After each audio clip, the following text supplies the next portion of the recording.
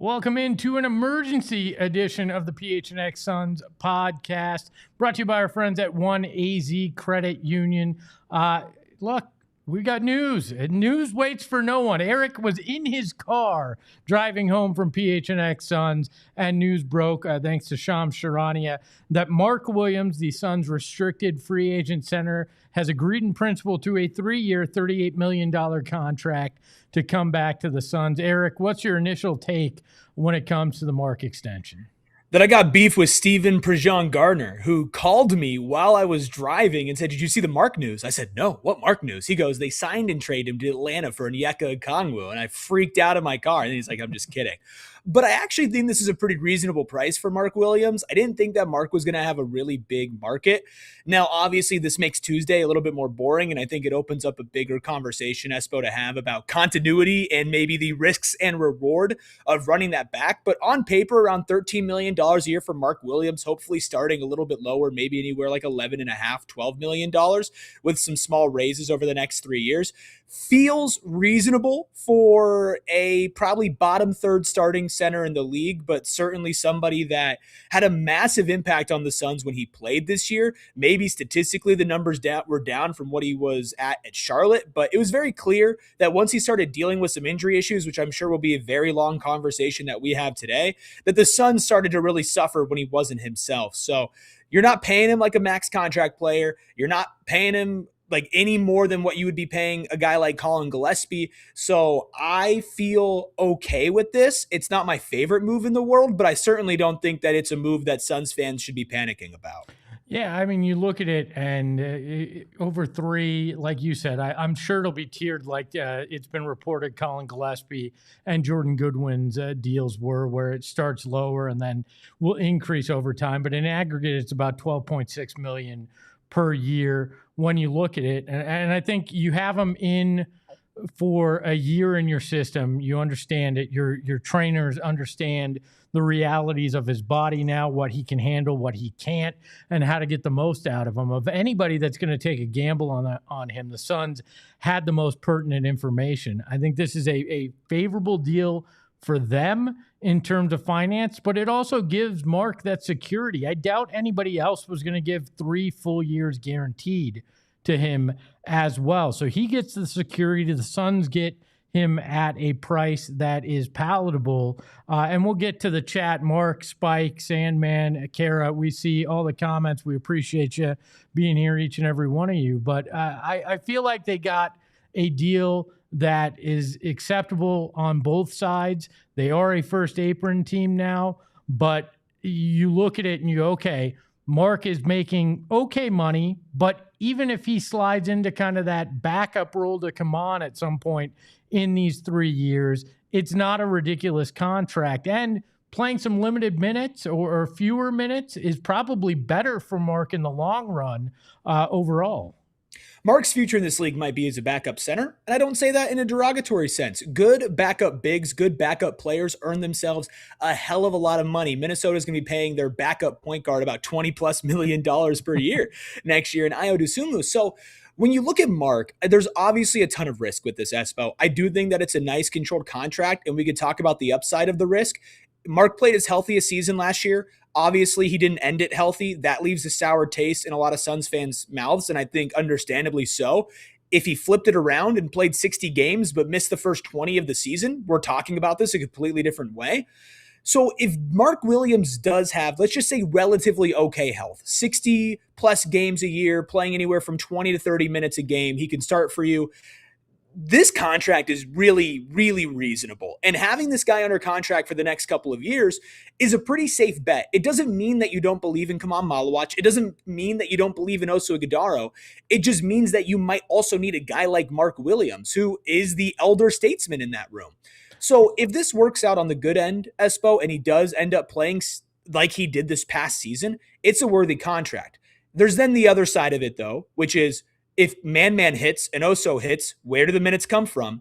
And if the minutes aren't there, or if he can't stay on the court, now you're paying $11, $12, $13 million per year to somebody who's sitting on your bench. Well, I think if the minutes don't come, there could be a market where you could turn around and flip him, because it's not an outrageous contract. I think that with the three contracts that they've reportedly signed so far with Gillespie, Goodwin, and Williams, all of them are movable contracts at any point in the 3 or 4 years that each of them have been signed. So I like that about each of these. I had heard Mark wanted 15 to 18. He and his agent, they wind up more around that 13 million mark. This is going to be fascinating though, because you knew Khaman was not ready to be the starting center yet. Maybe he will be by middle of the season, but you knew day one he wasn't. And you look at the free agent market, I don't think you were going to get a guy better than Mark Williams for what you're trying to accomplish in the short term with that center position. So it didn't really feel like you had a lot of options. It was just a matter of what was the length of the contract, how much money, and I think they found the right spot to land. But it does put you in this weird position that now, yes, you are essentially saying we're running it back because, let's be honest, Kopete at 19 isn't going to probably play a big role in what you're doing. So now it's, okay, what does it look like in those distribution of minutes at that center position between Oso, Mark, and Khaman? How does that play out? And then who else is stepping up here? But money wise, they move into that first apron. They're hard cap. They can't go over the second apron, but I was told they weren't going to anyways. So when you look at it, there's very little wiggle room financially that they have left after this move. Now, they could move on from Jamari Bouye. They have to make a decision on that Monday. You only have $1 million of Haywood Highsmith's $3 million that is guaranteed right now. So there's ways to free up some additional cash. I think you're about $6 million over that first apron right now, but there's not a lot of room to add to this after the Mark Williams signing. And we can talk about if that's the right or the wrong thing in continuity here in a second. I also think that you have options to trade Grayson Allen to cut salary, to trade Royce O'Neal to cut salary. I'm not too worried about the aprons. We know they're not going to go in the second apron. I'm also not too worried about the whole continuity thing. Here's the thing. When you look at the roster overall and you talk about running back a team that's 45 wins, I understand apprehension with it. But when you start breaking down these contracts individually, whether it's Jordan Goodwin, whether it's Colin Gillespie, whether it's Mark Williams, if you look at them in a vacuum, which you can't always do, but let's just do this exercise for a second, they are all good below likely market value deals. Now, Mark's market might not be as high as he thought it was going to be or he wanted to be, which could be why this was handled way earlier than a majority of restricted free agents handle their business anymore.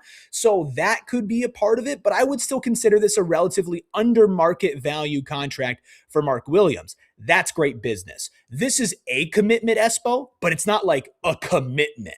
If Mark doesn't play, it's not $25 million on your books. If Khaman's the starting center, it's not $25 million on your books. If Mark's just coming off the bench for 15 to 20 minutes a game, you're kind of paying him to do that. So when you break these things down individually, the Suns might not have any more room to do something else, which is a separate conversation to have. But this, Goodwin, Gillespie as a trio, is undoubtedly good business from the front office and from Brian Gregory, who I know you've talked about a lot this week.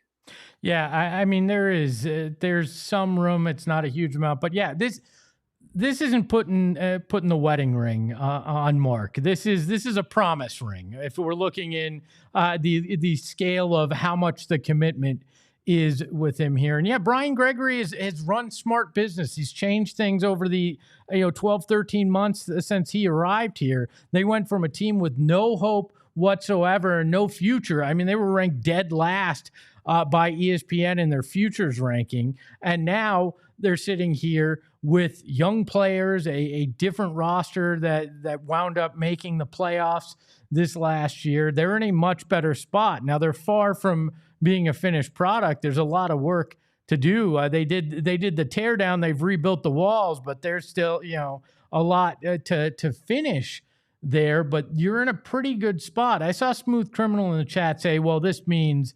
that Khaman ain't it. That is not what this is at all. This is saying we don't want to put Khaman at 19 with a half a season of playing time right into a starting lineup and expedite that too fast here. This is not an indictment or an indication of anything they feel with Khaman Maluach. If Khaman wasn't it, Khaman probably would be in a trade for a star right now. That's the reality of the situation. They've seen Khaman up close and personal. I don't think they're ready to give up on Khaman. Is Khaman guaranteed to work out? No. Is Mark guaranteed to stay healthy? Hell no. Is all of this a risk? Yeah, the Suns are taking necessarily risk adverse moves here when it comes to re-signing their players and staying put in free agency, not going out and making a swing, at least that we know of right now, via trade, via free agency, definitely moving up in the draft, but not to the lottery, not to the top 10, just drafting somebody at the end of the first round that'll likely be a G leaguer this year. So they're taking a relatively safe approach that also comes with a lot of risk, because we saw this team come out hot at the beginning of last year and then kind of fall off the face of the earth post All-Star break for a variety of reasons. But one of the big ones involves who we're talking about right now, which is Mark Williams.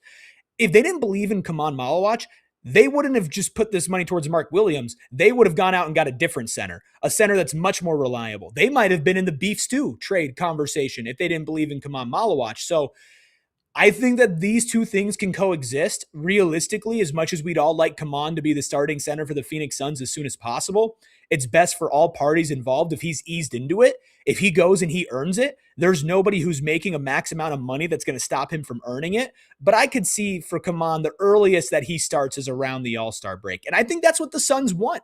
Realistically, they probably want Khaman to play backup minutes off the bench alongside Ighodaro, slowly earn his starting role, and then maybe once we get to the trade deadline, Espo, like you mentioned, maybe Mark Williams is on the trade block. Look at a team like the Celtics. If they don't get their center over the offseason, they're probably going to want one. If somebody's center goes down to season-ending, injury, they might be willing to part with a protected first-round pick or a young player for Mark Williams. This isn't a handcuff for the Suns. It just kind of feels like a slight floaty to keep you afloat in the pool, but you still got to swim. Yeah, as Sean in the chat said, we got him a bracelet. It ain't a handcuff. It's just a nice bracelet for somebody you like. Abdomus Prime also says, and I like this approach. Let's go. Finally, we are set with our center rotation for the next 3 years with Mark Williams, Khaman, and Oso. Like, to me, that's the perspective. You've solidified one of your key positions for the next 3 years, as long as health is good with those three guys. And I know that's a big if when it comes to Mark Williams, but we knew that to get in back in this and be a team that has any shot at winning and being in the playoffs, you're going to have to gamble. You were going to have to take risks based on the corner that you backed yourself into. So yeah, these feel like gambles, but the only way to actually find success is to make those gambles, to take those calculated risks, to look at things and make those decisions. And I feel pretty solid with the center position right now. If I'm the Suns front office, and honestly, if I'm a Suns fan, I think this is probably one of the best 3-man rotations you've had at center in a very long time. Yeah, the center position's been cursed for the Suns for its entire history, it feels like. Besides Alvin Adams and a peak of DeAndre Ayton during the 2021 finals, like, if you consider Amari a center, he certainly played it at times, but I'd still slide him more in that power forward position. Marcin Gortat's one of the best centers in Suns history, and I love, Marcin Gortat, but this is what we're talking about positionally. So it's not a world-beating move. I'm not doing backflips because they signed Mark Williams. There's a chance that this ages really poorly. There's a chance Mark is just injury-prone his entire career and there's no room for him in the center rotation. There were multiple times this past season where Ighodaro was closing games because he was playing better than Mark. Mark's rim protection numbers at 7-1, his screen setting, his defensive rebounding, like, these aren't necessarily world-beating things, which is why you're not paying him a world-beating number. He's a good player when he's healthy. He's not always healthy, but I think the big reason why people are adverse to this is because it feels like it's also coming with the idea of we're not doing anything else as a Suns organization.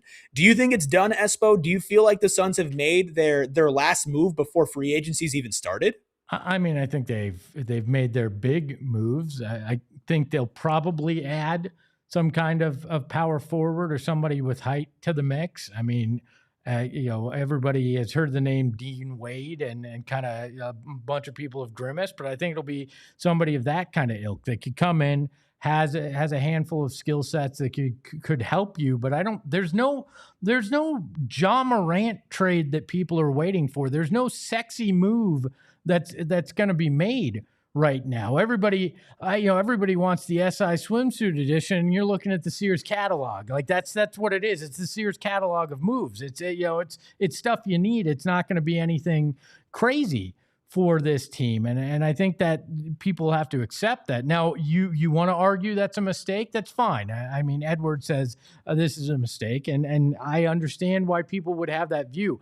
I think what they are going to do is sit here, play the first few months out to understand what they really have if they're healthy, and then try to flip things and then make a move if things don't feel like it's sustainable. And now you have a bunch of smaller contracts that you could move on from, change things up, and find a way to do that. Or you have young guys as well that have a lot of upside that then you could make a move with. The Suns have positioned themselves to have the ability to change course if they need to, but I don't think they're prepared to this offseason to change course in any way. Maybe you do add somebody over the next few days. I'm guessing that you make the decision not to bring Jamari Bouye back on that $2.3 million. You use that and you spend that in free agency to add somebody. A lot of questions about the mid-level exception. I don't think, from what we've heard, they're going to use that. So you're scratch and dent shopping still. You're bargain shopping when things kick off on Tuesday. Yeah, I understand the hesitancy with running it back with a 45-win team, and I think there are legitimate reasons not to do it. Mm-hmm. But on the other side of it, the best front offices have a great mix of patience and aggressiveness. I think you saw this in the draft. You wait until the 30th pick to see if your guy's still there. He is. Be aggressive, move up, trade for that pick, draft Koa Pete. Same thing with Rasheer Fleming last year. You wait to see if your guy's there. He is. Be aggressive, trade up, get the guy that you targeted. The Suns have been scratching and clawing to find a solution post-2021 and changing their roster wholesale every single year. Even pre-Ishbia. You're trading for Kevin Durant, you're trading for Bradley Beal, you're getting rid of Chris Paul, you're getting rid of DeAndre Ayton, you're getting rid of Mikal Bridges and Cam Johnson, you're swapping in all your vet minimum players that you had after the first year of the Book and KD experiment, you're swapping out centers, Yusuf Nurkic for Nick Richards. They have tried to almost panic and address these certain problems that have presented themselves over the last half of a decade. And where has it gotten them? Nowhere. And what they want is some consistency in culture. Is there a chance that you run this back and maybe there was a move this summer that could have helped you win more games this year? Yeah. But was there also the idea of possibly trading Jalen Green, doing that, and then next year is the year he all puts it together and you just gave up on Jalen Green before he even played 40 games in your uniform? That's also on it. You need to see if this is sustainable from Dillon Brooks. You don't build a team around Dillon Brooks and Devin Booker if it's 1 year of Dillon Brooks playing at a near all-star level and he falls off a cliff next year. You might say, let's put a point guard next to Devin Booker like Anthony Edwards just got a point guard in LaMelo Ball. But you don't want to immediately assume that Jalen Green doesn't work. And maybe it doesn't. There are legitimate issues here. The Suns are not in a rush. And I get that everybody looks at Devin Booker's age and the age 30 season. We've had questions about why are they letting rookies develop when he's 30? Because you already tried the other side of it. You already tried to star hunt. You already tried to put together a superstar roster, and it just didn't work. Devin Booker's going to be on this team when he's 30. He's also going to be on this team when he's 33 and 34. So do you want to have a roster that's sustainable, that's built off culture and continuity to maybe help Devin Booker when he's on the downside of his career? Or do you want to sacrifice all of that now and do what you just did over the last 2 or 3 years? So both sides have risk, Espo. I think the Suns are taking a smarter approach here, even if it's not the most popular one. Yeah. Again, it's smart moves. As Ceasefire Roy Mavia said with his $1.99 super chat, the Suns are fat and they're making healthy choices. which I feel like is a knock on me, but I will let it go. A final boss sees fire, Roy Mavia, since you're a member of the supporters club. But I think Sean makes a really good point as well. He says we can still make another move to get better, which they can make a small move or make a smaller trade to do that. But a 45-win team that was injured the whole year is worthy of running back with a majority of the same roster. And I think that's what it comes down to. You just have no clue what they could have been if they were healthy, and they saw enough of it there that they went, we have to at least see what this could potentially be, especially with Rasheer Fleming and Khaman Maluach having a full year under their belt as well. Well, and that is why I am a little bit confused at this fervor against running it back. Now, look, I want the Suns to make a move. I've talked about wanting them to make a mid-tier trade a Grayson Allen or a Royce O'Neal, maybe free up a roster spot by cutting Jamari Bouye and add somebody. I, of course, want my favorite basketball team to be aggressive in solving some of their issues. Of course I want that. But I think it's a little doomsday to not imagine a world where the Suns could be a 50-plus win team with this roster next year.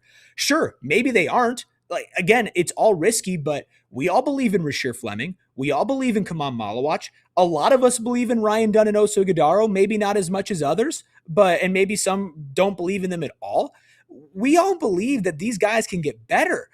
And if you have one or two individual leaps from these young guys and just a little bit of better health, specifically from your top three, Dillon Brooks was injured all post All-Star break until right before the playoffs. Jalen Green was injured for the first 60 games of the season. Like these are legitimate, tangible things that you can go into next season saying they're going to solve on their own with just a little bit more luck. So yeah, they didn't make a big trade. Maybe they will make a margin trade in a little bit, Espo. Maybe they don't.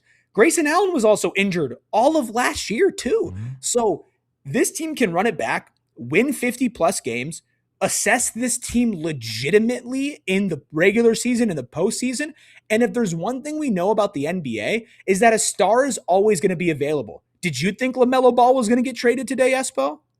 Yeah, no, of course not. I mean, nobody saw Julius Randle being traded for essentially nothing to then facilitate that deal either. We're sitting here, Jalen Brown, according to Shams, is about to be dealt. Like, if there's anything true about the NBA is there will be upheaval at some point, and if you have enough assets, you can get in the game. Now, the Suns don't have any second-round picks left. They got the 2 first-round picks, a lot of young guys. They have more of an opportunity to make a trade in the next few years now than they did last summer. So these are all things that you got to understand you're in a much better place. It doesn't mean that it's going to feel great if you run it back and it doesn't work, but there's still a chance that it does work. And I understand the feeling. I feel like we all know the person that's been in a really good relationship, but then goes,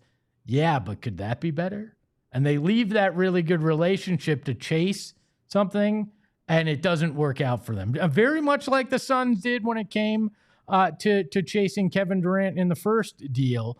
And it feels good in the moment, but then that may not work out. So I'd rather see what you have with this group, see if you can have Mark's potential and his health be all right at 12, 13 million a year for 3 years and try to go for this. Spike is right, says, Espo, if we sign a free agent power forward, would you be comfortable playing Rasheer at the 3? No, I don't think you're going to play Rasheer at the 3. That's where Dillon Brooks naturally should be. I think Rasheer, if he's not the starting power forward, he's the backup power forward or vice versa with somebody. I assume you're kind of in the same boat there, Eric? Yeah, he should play the 4, but I think he could play the 3.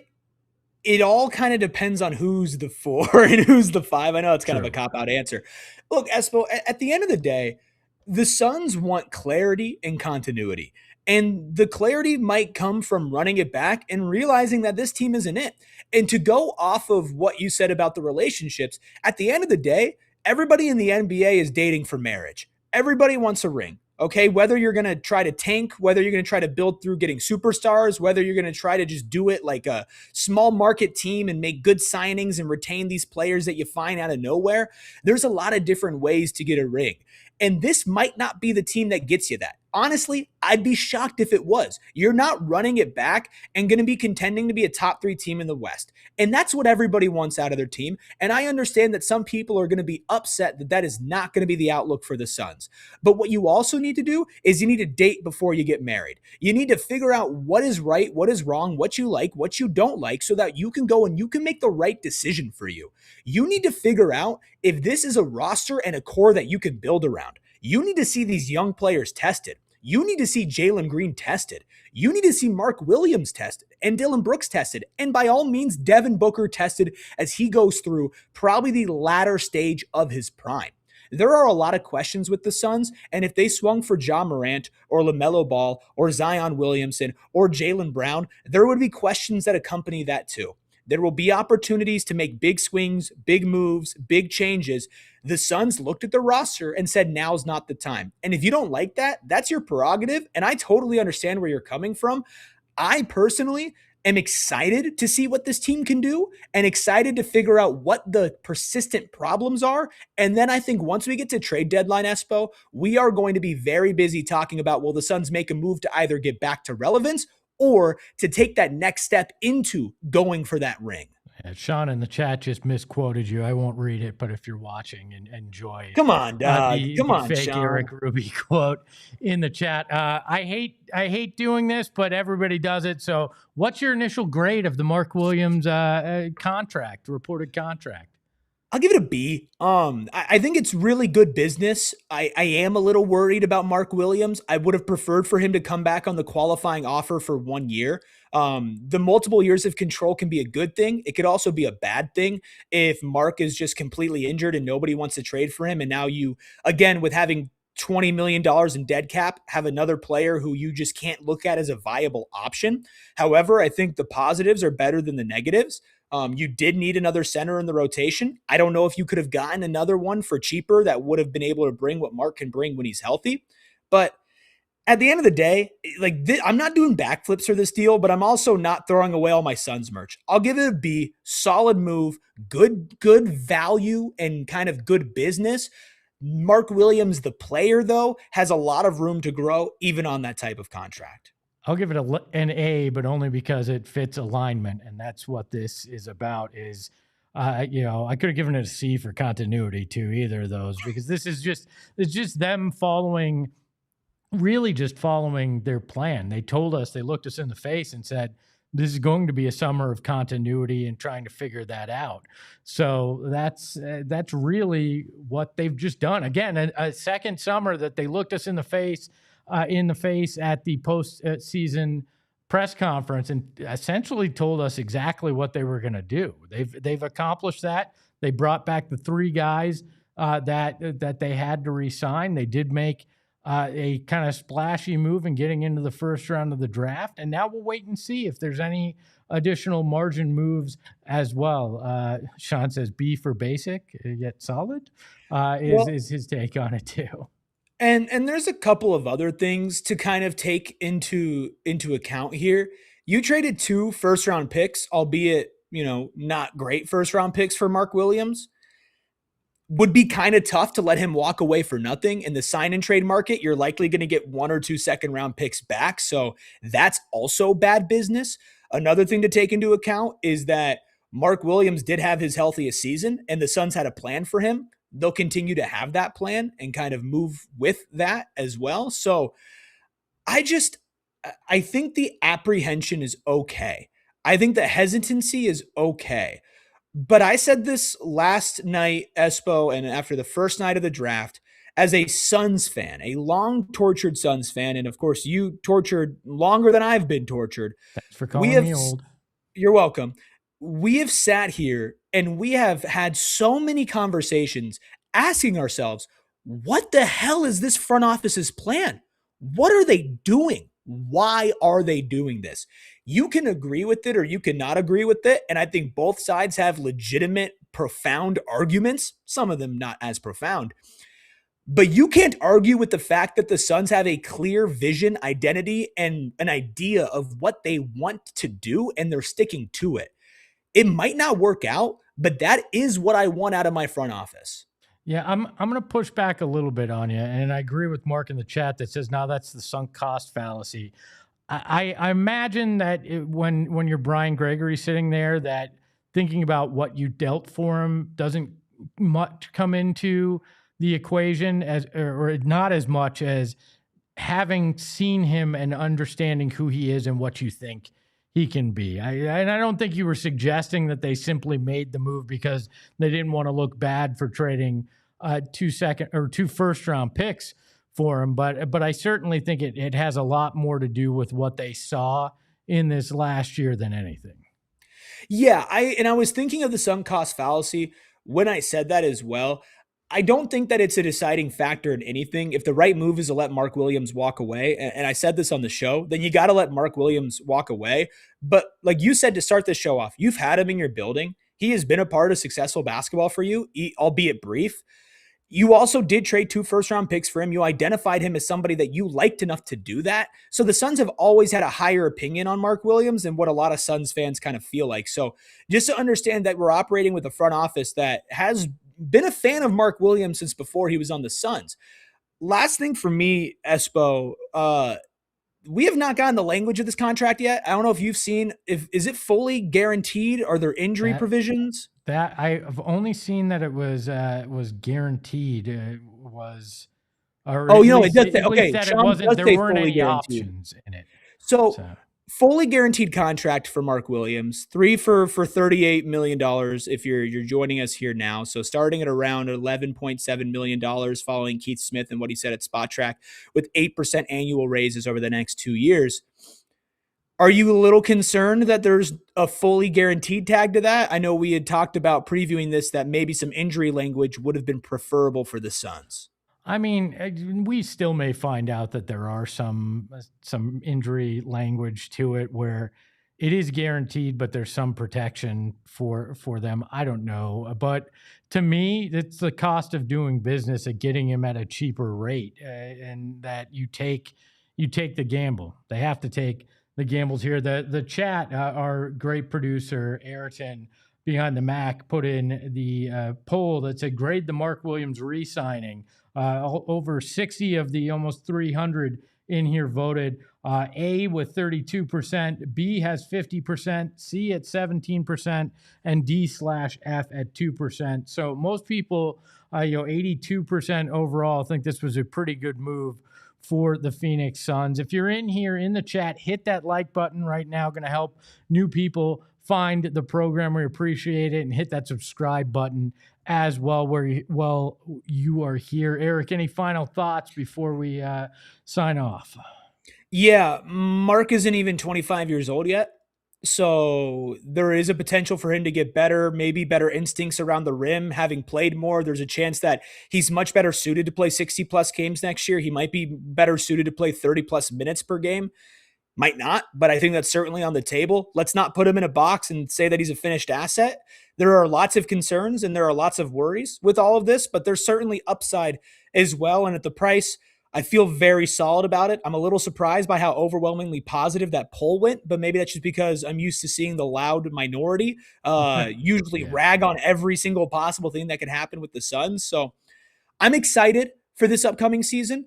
There's risk. I hope they make a little bit of a move, but I think this is an understandable move to make with Mark. Look, I can give you 6 or 7 Twitter handles that I know right now are probably complaining about it if you want to feel that. Elliot, I'm going to end it here with this thought. Says, I like the character of the players they're putting on this team. Lots of ground to make up, but they are developing some interesting young talent. Let's hope this team can compete and surprise. And I think that is the mindset that I am going with as well. He is Eric Ruby. You can follow him at Eric Ruby on Twitter. You can follow me at Espo.